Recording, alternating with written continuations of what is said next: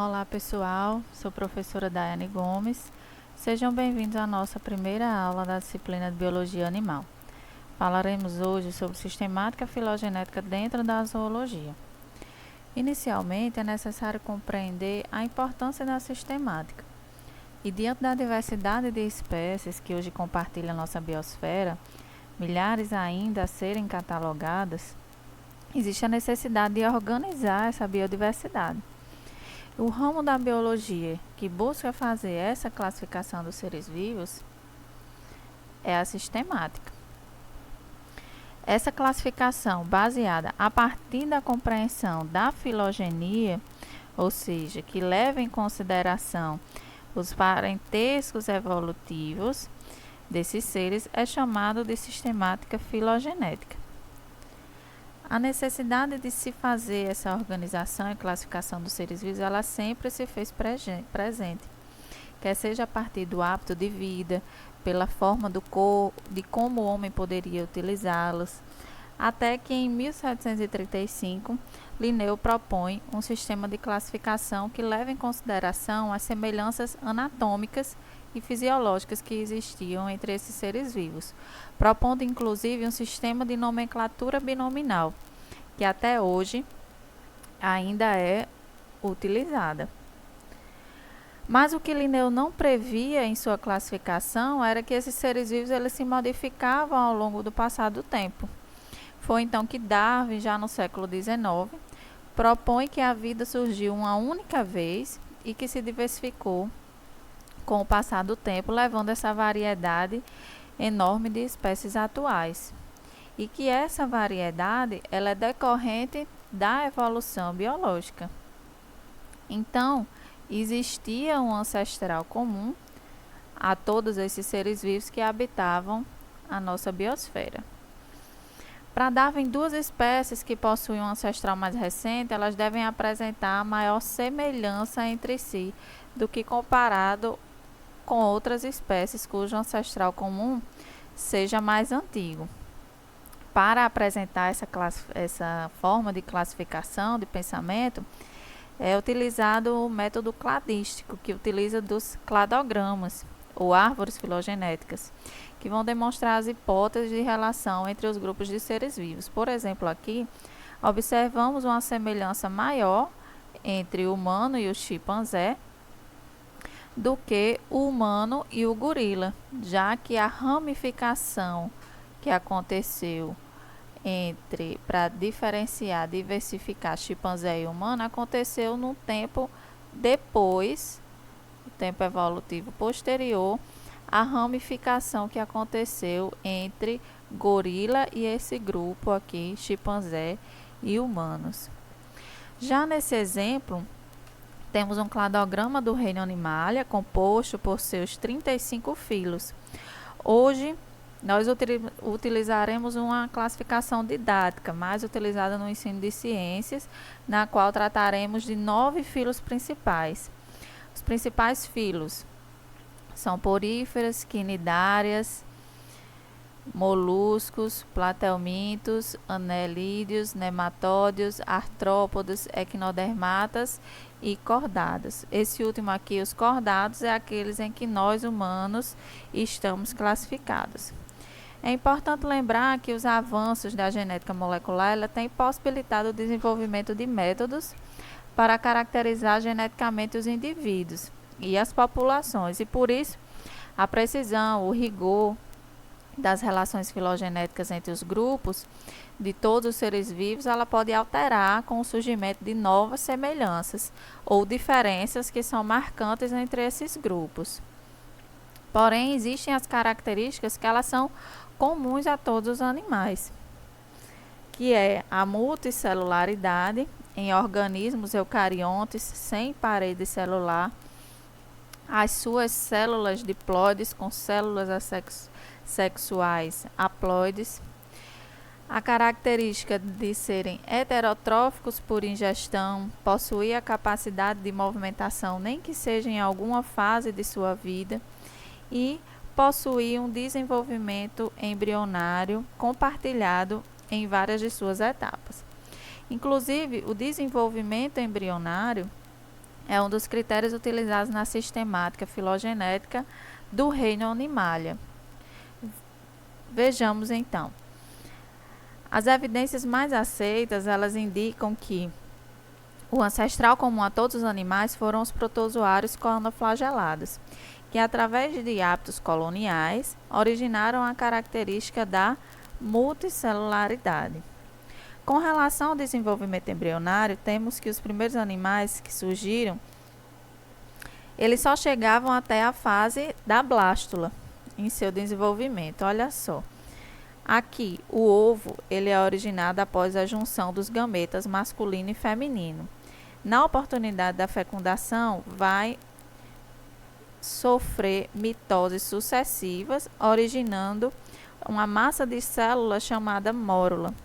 Essa mórula sofre mais divisões celulares e depois suas células começam a se organizar na porção periférica, originando a blástula.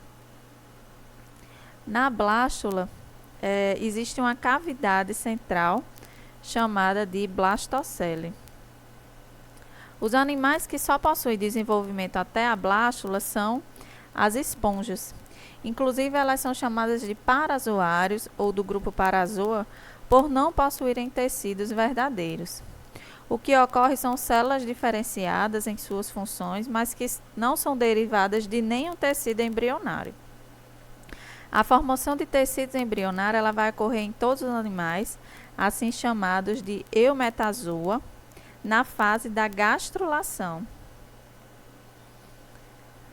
Então, a blástula ela vai sofrer a gastrulação, que é o seu dobramento, originando uma cavidade, que será a cavidade digestória, chamada de arquêntero, e possui comunicação ou uma abertura com o meio externo, chamada de blastóporo.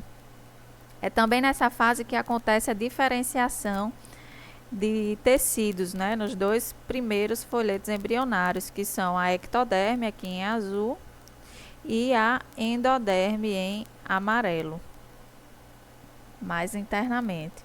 Os animais que possuem os dois folhetos germinativos embrionários são chamados de diblásticos, e o filo Cnidaria pertence a esse grupo. O restante dos outros animais que se originam a partir daí sofrem a formação de um terceiro folheto embrionário, o mesoderma, que fica entre o ectoderma e o endoderma, e é a partir dele que vão se originar os músculos. Uma outra característica que vai separar os cnidários dos outros animais que vieram a partir daí, parte deles, é que eles possuem uma simetria bilateral. A simetria ela está relacionada à quantidade de imagens especulares que podem ser formadas desses animais a partir da secção do seu corpo em diferentes planos. Então, classificamos os cnidários por possuírem simetria radial, porque existem vários planos de secção que podem formar partes iguais desses animais. Em compensação, os chamados bilatéria só possuem um plano de secção em que conseguimos dividir o seu corpo igualmente em duas partes iguais, os antímeros direito e esquerdo. Dentre os animais que possuem simetria bilateral e são triblásticos, existe a classificação entre os protostomados e os deuterostomados. Vamos retomar um pouco o desenvolvimento embrionário na fase da gástrula. A comunicação do arquêntero com o exterior, chamado de blastóporo, vai originar primeiramente a boca nos animais que são protostomados, e o blastóporo vai originar primeiramente o ânus nos animais que são considerados deuterostômios. Dentro do grupo dos animais protostômios estão os que se dividem em dois outros grandes grupos, que são os Lophotrochozoa e os Equidizoa, assim classificados a partir de achados e compartilhamento de semelhanças moleculares. Os lofotrocozoários são os platelmintos, os anelídeos e os moluscos, e possuem em comum em alguma fase de sua vida a larva trocófora, ou ainda a estrutura chamada de lofóforo, que auxilia na movimentação da água e captura de alimentos. Os equidizoas são os nematódios e os artrópodes, que por possuírem um exoesqueleto quitinoso no caso dos artrópodes e formado principalmente por colágeno nos nematódios, é necessário que ocorra a equidise, ou mais popularmente conhecido como muda, que permite o crescimento do animal nesses intervalos. Então aqui ocorreu uma muda e vai ser possível o crescimento do animal até que esse exoesqueleto ele se torne rígido novamente. Os lofotrocozoários são os platelmintos, os moluscos e os anelídeos, e possuem em comum, em alguma fase da sua vida, a larva trocófora. Podem possuir também uma estrutura auxiliar para movimentação da água e captura de alimentos chamada lofóforo. Os equidizoa são os nematelmintos e os artrópodes.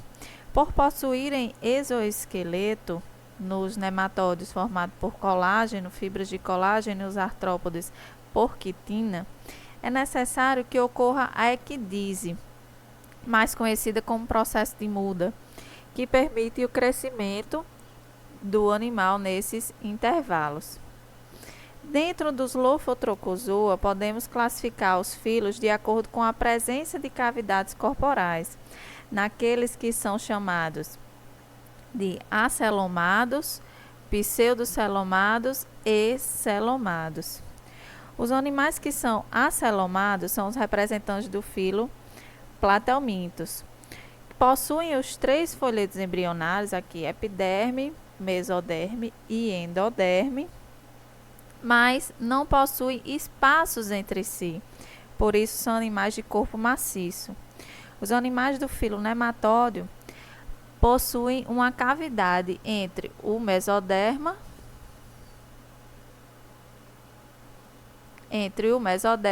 e o endoderma. Os animais que são acelomados são os representantes do filo platelmintos, que possuem os 3 folhetos embrionários, aqui epiderme, mesoderme e endoderme, porém não possuem nenhuma cavidade, nenhum espaço entre eles, por isso são chamados de animais de corpo maciço. Os animais do filo nematódio possuem uma cavidade entre o mesoderma e o endoderma, chamado de falso celoma. Os animais celomados são aqueles do filo molusca, anélida, artrópoda, equinodermata e cordata, e possuem uma cavidade corporal completamente revestida pela mesoderme, que é essa cavidade representada. Mas então, qual é a importância evolutiva da presença do celoma? É no celoma que vão estar as vísceras dos animais. Por isso, o celoma ele representa a possibilidade de maior compartimentalização das funções do organismo e aumento, consequentemente, da complexidade estrutural e porte físico daqueles que possuem. Temos então, portanto, aqui o nosso cladograma do reino animal todo montado, mostrando, por fim, aqueles filos dos animais que são deuterostomados, que possuem simetria pentarradial secundária, no caso dos equinodermos, e os que possuem a notocorda como principal evidência para a origem dos cordados. Vamos agora fazer uma viagem em cada filo e conhecer alguns representantes, revisar as características que são comuns a todos os filos e também aquelas que são principais utilizadas para diferenciá-los entre suas diversas classes.